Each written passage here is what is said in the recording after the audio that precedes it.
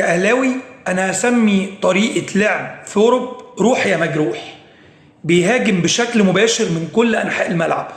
اطراف ماشي، وشفنا الاطراف عملت ايه النهارده، خصوصا الناحيه اليمين ناحيه هاني وبن شرقي كانت هي مفتاح الفوز، والتعريضه بتاعت زيزو والعرضيات في الاهلي والاجناب بروح يا مجروح بشكل، والعمق كمان. اللعب المباشر حلو، الناس فرحانه في واحد على الخط فاهم شغله، بيعمل السهل. ما مش هقول لك بقى ده طلع وعمل واربعه والباكات، لا لا لا، في بساطه. الكوره السهله اللي بتتلعب، الكوره المباشره اللي بتتلعب، الانتاجيه العاليه. الاهلي وصل للجون النهارده 10 مرات، سجل 4. في اضاعه فرص كانت بشكل كبير، تمام.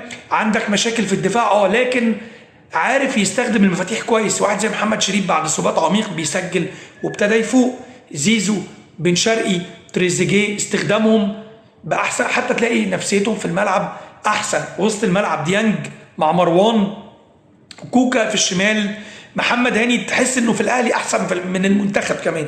ففي تناغم. طب عايزين نقول على حاجه ثانيه، مصطفى شوبير نزل بديل، هو اللي انقذ المباراه.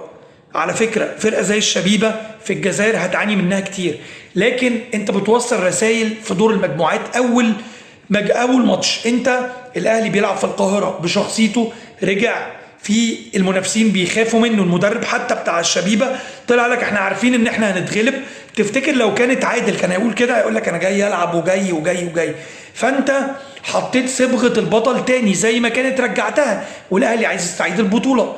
فده اللي مفرح جماهير الاهلي بشكل كبير اكتر من المكسب، لان الجمهور بيبقى دايما في المطلق عايز المكسب وعايز البطولات. لكن الاهم من كده اللي بيكيف الطبخه اللي واقف على الخط اللي هو ثورو. ان شاء الله القادم افضل، المنحنى بشكل تصاعدي اكتر. لو فضلت مكمل الفيديو لغايه الثواني دي بشكرك جدا.